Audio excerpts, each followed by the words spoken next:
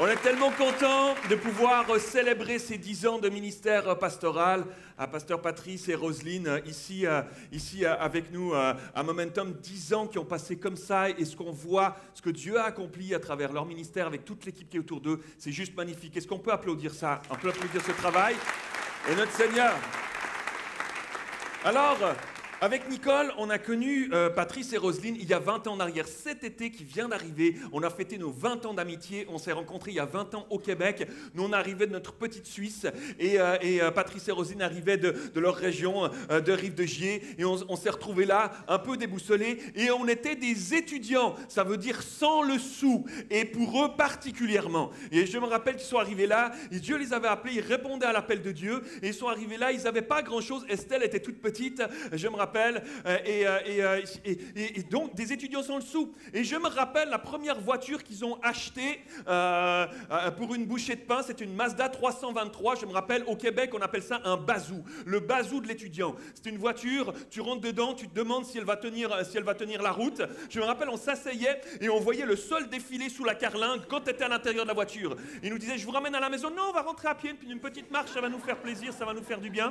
On était contents de rentrer à pied avec ça. Ils l'ont pas gardé longtemps, malheureusement, cette voiture. À la fin, il appuyait sur les freins, ça ne marchait plus et tout ça. Et que d'aventures. Et je me rappelle qu'ils sont arrivés là, et à ce moment-là, comme beaucoup parmi nous, mais à ce moment-là, pas beaucoup de monde aurait misé sur eux. Il y avait même un pasteur avant qu'ils partent de la France pour se rendre au Québec qui leur avait dit, vous, un appel de Dieu, un appel pastoral, toi, Patrice? Je vois pas. Imaginez-vous, aujourd'hui, 20 ans plus tard, où on est. Aujourd'hui, 20 ans plus tard, ils sont là. Imaginez-vous. J'aimerais vous dire que c'est le titre de mon message ce matin. Dieu voit au-delà. Dieu voit au-delà. Ce que les hommes ne voient pas, Dieu, lui, voit au-delà. Il voit au-delà. Il voit au-delà des nuages qui cachent le paysage. Il voit au-delà de la tempête qui fait rage.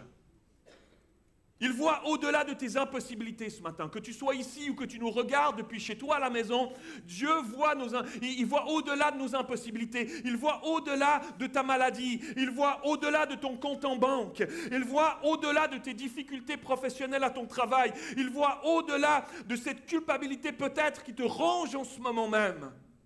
Il voit au-delà des blocages émotionnels que peut-être tu es en train de vivre en ce moment. Il voit au-delà du regard des autres sur ta vie. J'aimerais vous emmener dans un texte qui se trouve dans l'évangile de Luc, au chapitre 19, et qui nous raconte une belle histoire que beaucoup d'entre vous connaissez, mais on va la lire ensemble. Luc, chapitre 19, verset 1. Jésus entra dans la ville de Jéricho et la traversa. Or, il y avait là un nommé Zachée. Il était chef des collecteurs d'impôts et riche. Il cherchait à voir qui était Jésus, mais il ne le pouvait pas à cause de la foule, car il était petit. Alors, il courut en avant et grimpa sur un sycomore pour voir Jésus qui devait passer par là. Et lorsque Jésus fut parvenu devant lui, il leva les yeux, j'ai pas eu le temps de lire la fin de la phrase, c'est pas grave. Il leva les yeux, vous êtes avec moi, tout le monde est avec moi, il leva les yeux et l'interpella. Zachée, dépêche-toi de descendre, car c'est chez toi que je dois aller loger aujourd'hui. Zachée se dépêcha de descendre et reçut Jésus avec joie. Quand les gens virent cela, il y eut un murmure d'indignation. Ils disaient, voilà qu'il s'en va loger chez ce pécheur. Mais Zachée se présenta devant le Seigneur et lui dit, écoute maître, je donne la moitié de mes biens aux pauvres, et si j'ai pris trop d'argent à quelqu'un, je lui rends 4 fois plus. Jésus lui dit alors, aujourd'hui, le salut est entré dans cette maison, parce que cet homme est lui aussi un fils d'Abraham, car le Fils de l'homme est venu chercher et amener au salut ce qui était perdu. Amen. Amen, quel texte extraordinaire. J'aimerais amener un premier point. Mon premier point est celui-ci ce matin. Dieu voit au-delà de nos façades. Dieu voit au-delà de nos façades. Il voit au-delà de nos carapaces. Dieu voit au-delà. J'aime beaucoup ce passage des évangiles parce qu'il nous montre comment Jésus voit les cœurs. Au-delà des façades, au-delà des murailles qu'on a pu se bâtir, au-delà des carapaces, il voit les cœurs, au-delà des apparences, au-delà des titres, au-delà de la position de chacun d'entre nous, il voit les cœurs. C'est ça qui l'intéresse, c'est les cœurs. Zachée était un homme qui avait une position. C'est un homme qui avait un statut. Il était le chef des collecteurs d'impôts. Ce n'était pas juste un collecteur d'impôts, il était le chef des collecteurs d'impôts. C'était le patron. Et En plus, il était riche. Pourtant, ça c'est juste la façade.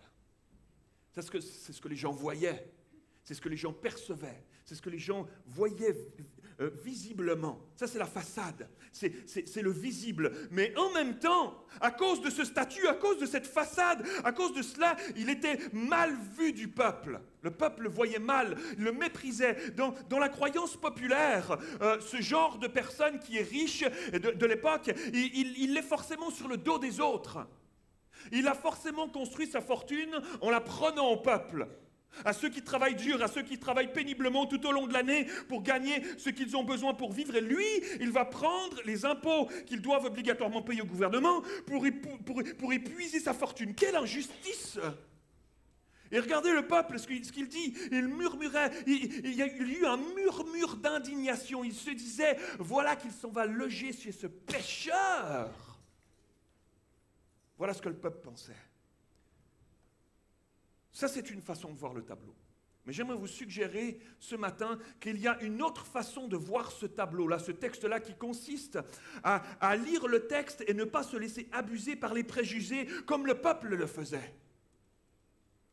Il est dit qu'il était le chef des collecteurs d'impôts, c'est vrai. Et personne n'aime payer les impôts.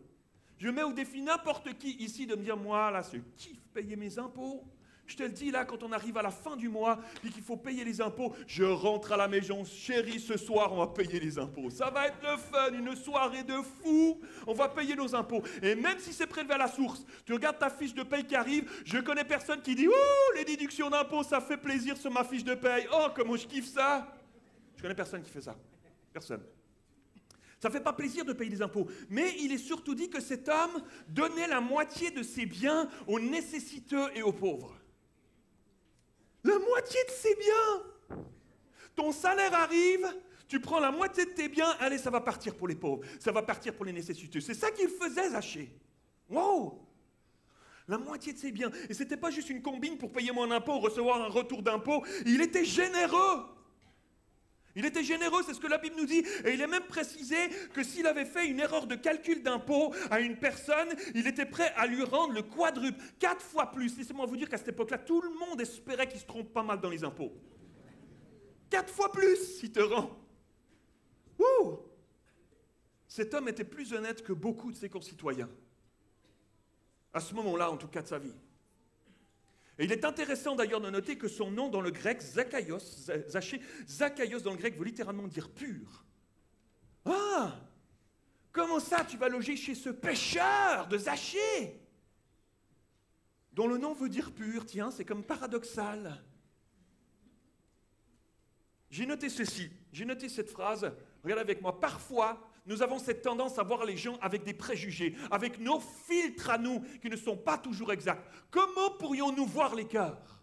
Et nous avons si souvent besoin de laisser Dieu épurer notre regard, nos pensées sur les gens que nous croisons pour pouvoir aimer autour de nous. Nous avons besoin que Dieu vienne enlever nos filtres et y mettre les siens pour pouvoir voir au-delà, pour pouvoir voir derrière la façade, voir derrière la carapace, voir derrière les murailles que les gens se sont mis face aux blessures de leur vie, face aux défis, face aux tempêtes, des murailles qui se sont érigées. Nous sommes appelés à faire la différence, à ne pas voir comme le monde voit, mais à faire la différence, à voir au-delà de ces choses-là. Au-delà, parce que c'est ça qui fait la différence entre nous et le regard des gens à l'extérieur, le regard des gens qui sont dehors. C'est ça qui fait la différence, c'est ça qui fera la différence. C'est ça qui fera que quand on a un regard qui voit juste la façade, on est critique, on est médisant et on juge. C'est ça que faisait le peuple. Et si on veut sortir de ça, c'est ça le plan de Dieu pour nos vies. Si on veut sortir de ça dans nos propres vies, dans nos familles, dans nos cercles familiaux, dans nos cercles au travail, même dans l'église, si on veut sortir de cela, on a besoin d'avoir ces filtres, nos filtres à nous qui s'enlèvent, laisser Dieu nous mettre ses lunettes, ses filtres à lui pour pouvoir voir au-delà de ces murailles-là, pour pouvoir voir ce que Dieu voit comme il voit les cœurs. On a besoin de ça, mes amis. Il y a quelques mois en arrière, alors qu'on était encore à Montréal, alors qu'on était encore dans les rues de Montréal, on se promenait un jour avec Nicole en famille dans les rues du Vieux-Montréal. C'est sympa, c'est piéton, il y a des rues pavées, il y a des touristes, il y a du monde qui est là. Et on se promenait ce jour-là, il y a une ambiance sympa, c'est charmant et tout ça. Et on se promenait ce jour-là, je me rappelle que dans la foule, en train de marcher, et là je vois deux personnes qui arrivent en face, genre de personnes, tu as ton regard qui est attiré vers eux. Des gens hors normes, des gens un peu spéciaux, des gens bizarres.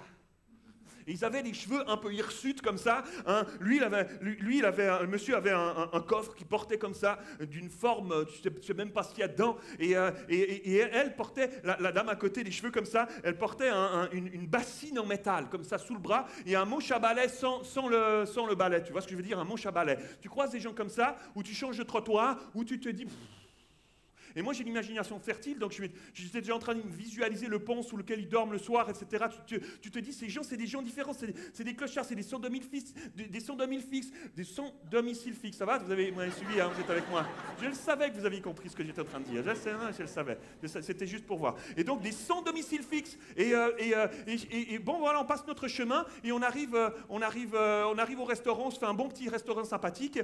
Et donc, ça s'est passé comme ça rapidement. On fait notre resto. Et on repart dans la rue, on s'en va, on va direction la voiture. Et là, on est dans la rue, il y a de l'ambiance, il y a encore de la foule qui est là. Et là, j'entends de la musique. Dans les rues, j'entends une bonne musique. Mais une bonne musique, moi, je kiffe le blues. Et j'entends un riff de blues. Ça faisait un peu comme ça. En même temps, vous êtes avec moi? Ça faisait un peu comme ça.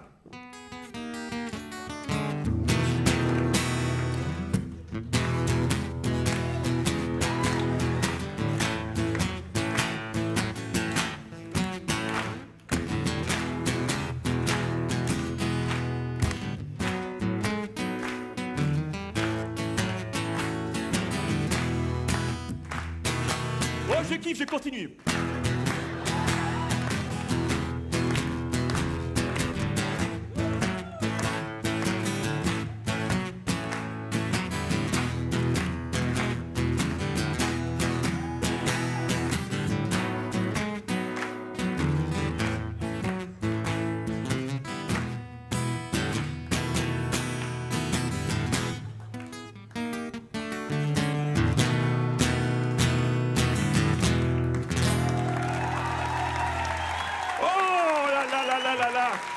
Il y avait de l'ambiance dans cette rue, il y avait de l'ambiance. Et je m'approche et je vois le gars, il joue sur une bonne vieille guitare, ces guitares tout en métal comme ça, une guitare dobro. Il joue, il a un riff incroyable. Et là je regarde, je vois la femme qui est à côté de lui, j'entends une voix, mais une voix rauque, là ça sort, ça blues. Oh comment j'aime ça. Et je regarde et je la vois, elle est debout sur une bassine en métal.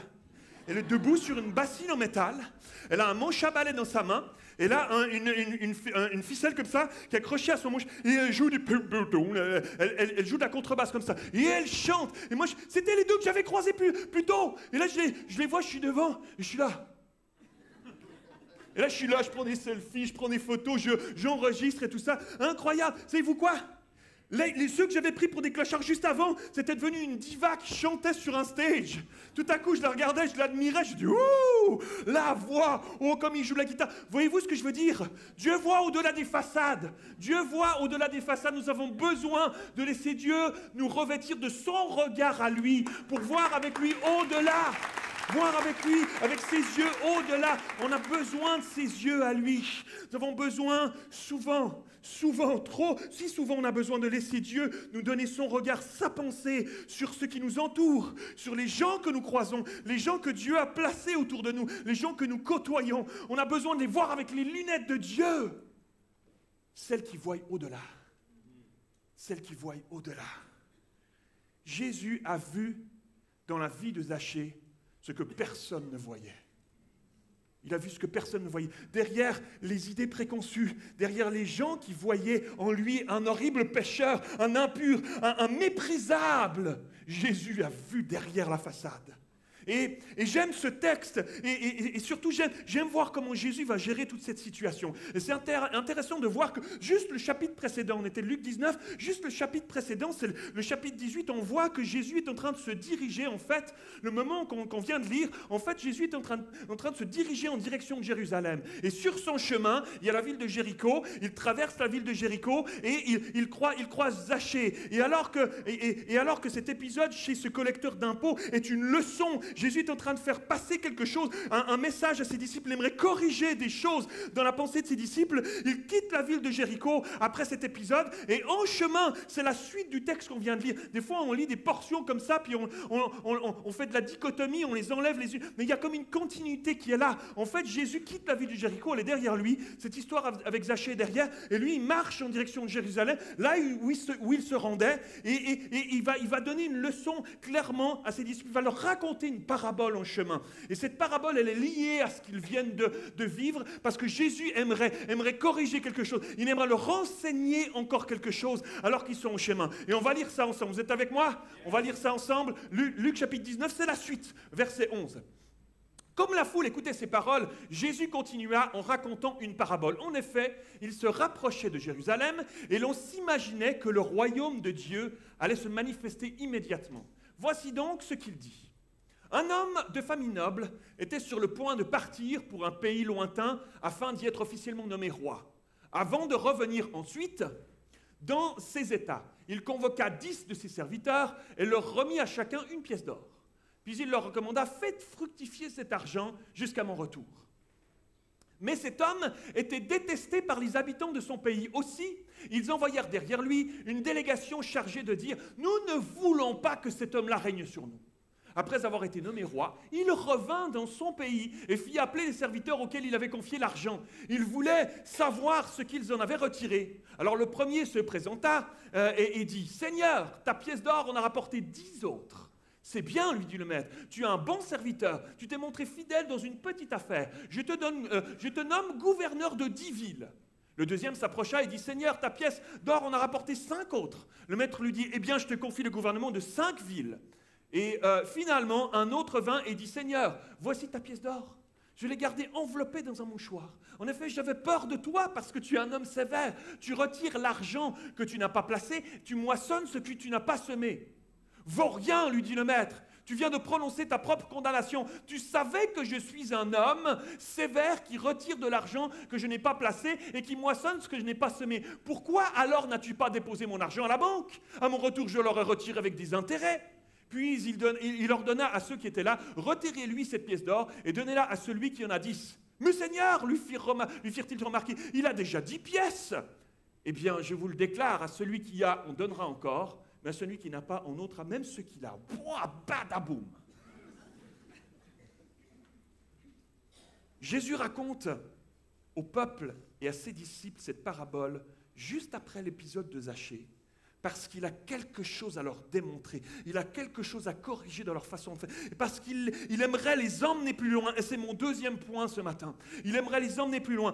Dieu voit au-delà de nos façades, parce qu'il aimerait nous emmener plus loin. Il aimerait nous emmener plus loin, au-delà de ce qui préoccupe le peuple, c'est-à-dire l'argent, comme aujourd'hui encore. Il y a un parallèle spirituel qui est tellement plus important et que Jésus désire leur inculquer. Qu'est-ce que je fais avec ce que Dieu m'a confié? Qu'est-ce que je fais avec ce que Dieu m'a confié? Dieu a mis des choses dans ta vie. Dieu a mis des choses dans ta vie. Cette parabole, elle parle de talents. Il a planté des choses dans ta vie, dans chacune de nos vies. Alors peu importe, certains il en a donné 1, d'autres il en a donné 5, d'autres il a donné 10, peu importe. Mais chacun d'entre nous, Dieu a mis quelque chose dans nos vies. Est-ce que ce que Dieu a mis dans ma vie porte du fruit? Est-ce que ma vie porte du fruit? Écoutez bien ceci, il y en a certains parmi nous. Dieu a mis un appel sur ta vie. Toi qui nous regardes chez toi à la maison. Dieu a mis un appel sur ta vie et tu regardes à toutes les impossibilités qui sont là. Et tu es constamment en train de voir ces impossibilités. Tu raisonnes tellement, tu n'arrives plus à rentrer dans ton appel. Il y a comme un blocage qui est là, ça bloque. J'aimerais te dire que Dieu voit au-delà. Dieu voit au-delà. Il aimerait t'emmener plus loin. Et Dieu voit au-delà parce qu'il aimerait t'emmener plus loin. Il a mis un appel sur ta vie et il aimerait te faire rentrer dans cet appel. Au-delà de tes façades, au-delà de tes carapaces, au-delà de tes murailles, il aimerait t'emmener plus loin. Il y en a d'autres. Vous êtes ici et Dieu vous a donné un don. Un don. La parole de Dieu nous parle de don. Un don de parole de sagesse, un don de discernement, un don de parole de connaissance. Et vous ne l'exercez pas parce que vous êtes tout le temps en train de raisonner. Est-ce que c'est moi, est-ce que c'est Dieu, etc. Et on grandit dans les dons. Il faut gérer ça avec sagesse. On a tous entendu toutes sortes d'histoires de mauvaise gestion de dons. Je ne parle pas de ça. On a besoin d'apprendre et de grandir et de se faire conseiller et de se faire aider. Mais Dieu a mis des choses dans ta vie et toi, tu raisonnes tout le temps au lieu de te mettre en route, au lieu de te mettre en marche. Parce que si Dieu a donné, il aimerait que tu redonnes en retour. C'est pas comme la mer morte où il y a le Jourdain qui rentre dedans et ça ressort jamais. Ça devient une mer morte. Dieu aimerait que tu fasses ressortir ce qu'il t'a donné. Ce qu'il te donne, il aimerait que tu puisses le redonner en retour. C'est pour ça qu'il aimerait t'emmener plus loin. Il y en a d'autres. Vous avez tellement, écoutez bien ceci, il y en a certains qui ont besoin d'entendre ça ce matin, il y en a d'autres, vous avez tellement laissé l'ennemi vous dire que vous n'en valez rien, que vous n'en valez pas la peine, que vous êtes insignifiant, que votre valeur n'est rien du tout, qu'à chaque fois que Dieu veut vous utiliser, c'est comme s'il y a quelque chose d'hermétique qui est là. On te l'a dit trop souvent. Tes parents te l'ont dit, on te l'a entendu depuis ton enfance même, que tu n'en vaux pas la peine. Dieu voit au-delà. Dieu voit au-delà, il connaît ton cœur, il sait l'appel qu'il a mis sur ta vie, il connaît les dons qu'il a mis en toi, il aimerait t'emmener plus loin. Alléluia. Fais comme Zachée, invite-le à la maison. Fais comme Zachée, invite-le à la maison, laisse-le entrer, laisse-le te guérir, laisse-le te restaurer, laisse-le te rétablir. Zachée a choisi de dire, peu importe le regard des autres, je veux m'approcher de Jésus, je suis capable de monter dans un arbre s'il le faut. J'ai besoin de lui dans ma vie, j'ai besoin de lui. J'aimerais aller plus loin. Je ne vais pas me contenter de ça, je ne vais pas me contenter de rester tout le temps caché derrière mes façades, rester caché derrière mes blessures, rester caché derrière mes murailles. Je veux plus, je veux aller plus loin. S'il faut monter dans un arbre pour voir où il est, je vais aller monter dans un arbre, peu importe le regard des autres. Ils ont dû se dire quand il est monté dans cet arbre, ah, regarde le collecteur d'impôts, il fait moi son malin maintenant. C'est pas grave. Peu importe ce qu'ils pensent. Moi, je sais que je donne la moitié de mes biens aux pauvres et que je donne le quadruple. Moi, je le sais. Moi, je veux juste Jésus. Peu importe le regard des autres. Je veux aller plus loin avec lui. Je veux aller plus loin avec lui. Et quand tu fais ça, il s'invite chez toi à la maison. Il s'invite chez toi à la maison. Il rentre dans ta vie et vient chambouler des choses. Le salut est rentré dans sa maison. Waouh! Je vais demander aux musiciens de s'approcher. Lorsqu'on est allé chercher notre fille Emma, dans son pays en Afrique, elle avait 6 ans. Et elle sortait de la rue. C'est une enfant qui vivait dans la rue. Avec tout ce que ça veut dire, tout ce que ça comprend. Elle avait vécu là toute sa vie, sa petite vie. À mendier, à voler, pour manger, pour survivre. Vous ne pouvez même pas imaginer ce que c'est. Et je me rappellerai toujours, lorsqu'après des mois et des années de tractation et de démarches pour arriver enfin, et on avait déjà des contacts avec elle depuis des mois et on l'appelait au téléphone. Et je me rappelle ce jour où elle nous a dit « Est-ce que je peux vous appeler papa, maman ?» On lui a dit « Bien sûr, c'est toi notre fille. » Et donc on se parlait au téléphone à chaque semaine, elle nous racontait ses petites journées avec son petit vélo qu'elle avait réussi à rouler sans les petits trous derrière, etc.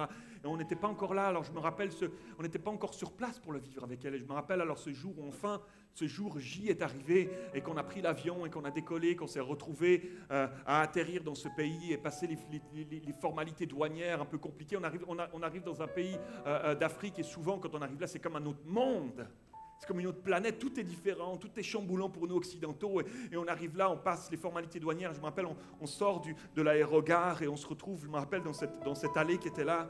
Il faisait nuit déjà. Et je me rappelle cette allée, il y avait des arbres qui bordaient cette allée. Et je me rappelle qu'on voit dans la pénombre, au loin, le directeur de l'orphelinat et on voit Emma qui est là à côté de lui. Et tous ces mois qu'on avait préparé tout ça, c'est comme si tout est là et on vit cette aventure à trois avec Nicole, avec Salomé qui est là, qui va avoir une petite sœur. Et je me rappelle ce moment où on se met à genoux, elle se met à courir dans nos bras, elle arrive, on la serre dans nos bras. C'était tellement un moment qui restera gravé à vie. On ne l'avait pas porté dans notre ventre, mais on l'avait porté dans notre cœur. Et c'était ce moment fort où elle est arrivée. Elle est arrivée dans nos vies. Et je me rappelle d'être arrivé dans ce pays. Et je me rappelle, pourtant on avait fait plusieurs pays africains déjà. C'est la première fois que je me sentais dans un pays en insécurité. Un pays compliqué où les rebelles montent régulièrement sur la capitale pour essayer de renverser le gouvernement, pour faire des coups d'État, pour renverser le président qui est là. Et le président, il est un peu crispé, donc il a mis sa tribu autour de lui. Et ils sont armés militairement de manière incroyable. Et je me rappelle cette insécurité. Dès que tu sors de l'aéroport, on la sentait partout. Dès qu'on roulait dans les rues, je me rappelle le directeur de l'orphelinat, à plusieurs reprises, il se mettait sur le côté, puis il s'arrêtait. Puis je pensais qu'il y avait quelque chose, on allait sortir. Non, il se mettait sur le côté, puis à un moment donné, je lui dis pourquoi on s'arrête comme ça sur le côté régulièrement? Il dit il faut laisser passer l'armée. Je dis ah oui, parce que si on ne laisse pas passer, qu'est-ce qui se passe? Moi, je suis dans ma logique occidentale, ils sont là pour nous protéger. Et il dit tu réponds pas de toi si on ne laisse pas passer. Je dis, oh, donc quand même là, on est quand même dans un pays, tu sens tout ça. Et on arrive à l'orphelinat est entouré de murs d'enceinte, et le directeur de l'orphelinat, à un moment donné, me dit viens, je te montre une vidéo, c'est passé il y a 1 année en arrière. Là, il me montre une vidéo, on est devant l'écran, je vois c'est l'orphelinat qui est filmé de l'intérieur, et pendant qu'ils filment, ils sont en train de parler, puis ils disent on se demande si on va devoir évacuer l'orphelinat maintenant, etc. Puis là, t'entends des mitraillettes derrière autour de l'orphelinat, une année avant. Là, tu te dis non, ça c'est pas dans un film, là, c'est pas un jeu vidéo. Là, wow! Je dis, mais là, c'est calme en ce moment. Est-ce que c'est calme? Et avec ma petite voix, comme ça, c'est calme en ce moment, ça va. Je souhaite que ce soit stable en ce moment, le pays. Il dit, ça va, mais c'est délicat, en particulier pour les personnes qui adoptent. Je dis, ah oui, d'accord. Et il dit oui, parce qu'il y a eu un organisme français qui, il y a peu de temps en arrière, il y a eu un scandale qui a éclaté. C'est un organisme qui faisait de l'adoption d'enfants. Et on a mis en lumière un trafic d'enfants. Et donc, ils allaient chercher des enfants dans les petits villages. Ils donnaient une bouchée de pain à la famille qui était très pauvre. Et hop, ils revendaient l'enfant pour l'adoption à des prix pas possibles à des Occidentaux. Et ça, c'est sorti à la lumière. Et le peuple du pays a été blessé dans sa fierté. S'est senti comme trahi, humilié dans sa fierté. Et du coup, les Blancs qui arrivaient là pour aller adopter des enfants, laisse-moi te dire qu'ils étaient très, très, très mal vus. Là, j'ai dit, ouh! Comment on va faire? Et là, la directrice de l'orphelinat me dit, oui, il faut vraiment prier, parce qu'à la douane, c'est très compliqué. Elle me dit, il n'y a pas longtemps, là, les derniers qui sont venus adopter des enfants sont partis avec l'enfant à l'aéroport. L'avion était sur le tarmac pour aller décoller. Et ils ont bloqué l'avion, ils ont arrêté l'avion, ils sont montés dans l'avion, ils ont repris l'enfant. Oh, j'aurais bien aimé que tu ne me racontes pas, que je reste un peu dans ma naïveté. Ça aurait été sympa. Là, je sens que la tension monte au fur et à mesure que les jours passent. La tension monte. Et à un moment donné, un jour, on se lève, on sort, ça toque à notre bungalow, c'est la directrice de l'orphelinat. Elle dit écoutez, il y a quelqu'un qui veut vous voir. Je la sens un peu comme tendue. Et je dis oui, d'accord, je vous suis, je la suis. Et là, je me retrouve dans une petite salle comme ça. Et un gars qui ouvre la porte, une armoire à glace. Je le regarde comme ça. Une armoire à glace, mon gars. Il est froid comme un glaçon. Il dit, asseyez-vous ici. Ok, ça marche. Pouf, la lumière, tu sais, le spot de la lampe sur la tête. Oui. Et là, il commence à me poser des questions. Brac, il me pose des questions. Il me dit, je suis un agent spécial, service secret. Pourquoi vous voulez adopter? Et bam, il commence à me poser des questions. Vous nous prenez les enfants de notre peuple? Vous êtes venus me prendre nos enfants? Moi, je fonds là sur ma chaise. Je dis, donnez-moi une pelle, je m'enterre quelque part, quelque chose. Je suis fond là, tu sens la pression, tu sens la... C'est là, 2 heures d'interrogatoire. On est là, 2 heures d'interrogatoire. Je lui dis, oh, il y a tout qui me revient en tête. Je lui dis, comment on va s'en sortir? Comment on va s'en sortir? Elle me dit que c'est compliqué à la douane. Là, on n'est même pas encore à la douane. Là, je lui dis, comment ça? Je me vois déjà séché dans un cachot quelque part, comme une vieille feuille morte, un bout de pain sec et de l'eau quelque part. Moi, ça va vite dans mon imagination. Et c'est là, mais tu sens cette pression. On rentre après ça, on dort une nuit. Le lendemain, tac, tac, tac, à la porte. Il est de nouveau là, il aimerait t'interroger. Je me retrouve devant lui, paf, la lumière de nouveau devant la tête. Et rac, 2 heures d'interrogatoire. Les mêmes questions. Il reprend ça, les mêmes questions. Wow, là, je sens la tension. Je dis, c'est pas possible. c'est pas possible. Un jour, 2 jours, 3 jours comme ça, boum, je me dis là. Et là arrive le jour de notre départ. Et là, on venait de recevoir le petit passeport du pays d'Emma. On n'avait pas encore fait le passeport suisse, ça on a fait plus tard quand elle est arrivée chez nous. Donc on venait de recevoir, on part à l'aéroport. Et moi, je suis dans la voiture comme ça, Seigneur, au secours. Et tu es dans des moments comme ça, là, tu n'as plus prise sur rien du tout, là. Et donc, on arrive à l'aéroport, et j'arrive devant la petite guérite du douanier qui est là, son képi sur la tête comme ça, et là, je mets nos 3 passeports suisses dessus, tu sais, le passeport rouge, la croix blanche, Peace and Love, on est là, absolument, c'est la croix blanche, la croix rouge, c'est le secret bancaire, c'est tout ce que tu veux, je mets ça sur la pile, et là, le douanier prend, j'ai mis le petit passeport d'Emma dessous, et là, il prend mon passeport, bam, il met le tampon, il prend le passeport de Nicole, bam, tampon, le passeport de Salomé, bam, il met le tampon. Là, il tombe sur le passeport des mains. Et il lève la tête, puis il regarde, je l'avais caché derrière moi. Il est caché derrière moi, il était là derrière. Là, il regarde, il sort de son comptoir, il sort derrière. Là, il cherche, il voit Emma. Oh, il rentre dans une colère. Là, il commence à voler les enfants du peuple, et tous de notre peuple, et tout ça. Là, je le vois, il a son pistolet là, tous les autres douaniers entendent qu'il y a du bruit, il y a du mouvement, tout le monde s'attroupe autour de nous. Je suis là. Le cachot, c'est pour moi là maintenant, ça va se passer là maintenant. Qu'est-ce que je fais? Là, je crie, Seigneur, au secours. Là, je sens une main sur mon épaule, je me retourne. L'armoire à glace, il est là. Il est là derrière. Je lui dis, il me veut du bien, il me veut du mal. Lui, pourquoi il est là? Là, il me pousse comme ça, il se met devant moi, face au douanier. Le douanier, il est comme ça haut devant lui avec sa casquette. Et là, il se met à lui parler dans la langue de son pays. Je vois qu'il est fâché. Et là, moi, je suis derrière, je dis, ok, il est avec moi. Je vous avais dit, tout le monde, hein, faites pas les malins avec moi, ok? Et là, le petit douanier met sa casquette sur son dos, il refait le tour de son comptoir, il s'assied, il prend le passeport d'Emma, bam, il met hop, et on part. Et on part comme ça. On se retrouve dans l'avion, et l'avion a décollé. On s'est retrouvés pour une nouvelle vie chez nous en Suisse. Il y a 3 ans en arrière, Emma, dans une réunion, on était au Canada, elle a donné sa vie à Jésus. Il y a eu des années compliquées. Il y a eu des années compliquées où elle cherchait son identité, où elle n'était pas bien. Elle a rencontré Jésus. Le salut est rentré dans sa maison et ça a tout changé. Ça a tout changé. Le salut, parce que Dieu voyait au-delà. Il voyait au-delà de cette petite fille qui vivait dans la rue, qui n'avait aucun espoir dans ce pays-là. Aucun espoir. Aujourd'hui, elle ne serait certainement pas vivante si elle était restée là. Aucun espoir. Dieu avait vu au-delà parce qu'il voulait l'amener plus loin, parce qu'il avait du salut. Il y avait un salut pour elle, pour sa propre vie, pour notre famille, pour notre maison. Le salut est entré dans notre maison. Alléluia.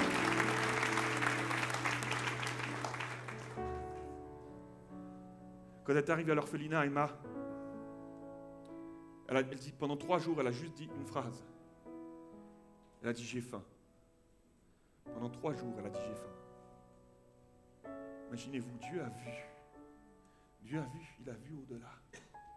Il a vu au-delà. Dieu est ce Dieu qui voit au-delà de ce qu'on voit. Il voyait Zachée au-delà de ce que le peuple ne voyait pas en lui. Il voit au-delà de ton péché aujourd'hui, qui te colle à la peau. Il voit au-delà de ta situation professionnelle compliquée. Il voit au-delà de ta fatigue, de ta lassitude. Il voit au-delà de la tempête qui fait rage dans ta vie, de ces nuages noirs qui se sont amoncelés au-dessus de ta tête, où tu te poses même la question en ce moment chez toi à la maison. Si la vie vaut encore la peine d'être vécue, j'aimerais te dire, Dieu voit au-delà. Dieu voit au-delà, il aimerait t'emmener plus loin. Il aimerait sauver ta vie, il aimerait rentrer dans ta maison. Laisse-le entrer, laisse-le montrer. Il désire guérir ton cœur. Et j'aimerais terminer en disant ceci à quelqu'un qui a besoin d'entendre ça aujourd'hui. Il a vu que malgré toutes tes difficultés, malgré tes trahisons que tu as vécues, malgré cette souffrance qui est là, malgré cette situation injuste que tu vis, tu as continué à te confier en lui malgré tout. Tu n'as pas baissé les bras, il a vu. Il a vu. Il a vu que tu as choisi de t'accrocher à lui. Et même que tu as cherché, malgré tout, à faire fructifier même le peu qui te restait. Dieu a vu. Que tu as cherché à aimer les autres malgré ta souffrance. Que tu étais encore généreux malgré les injustices. Que tu as continué à t'accrocher à Dieu, à aller à l'église, malgré la blessure. Et Dieu te dit ce matin, je suis fier de toi. Je suis si fier de toi, je t'ai vu, je vois au-delà de ce que les hommes voient, je vois, et je pose ma main sur toi en ce moment, sur ta vie, et je ne te lâcherai plus. Est-ce qu'on peut incliner la tête en terminant? Alléluia.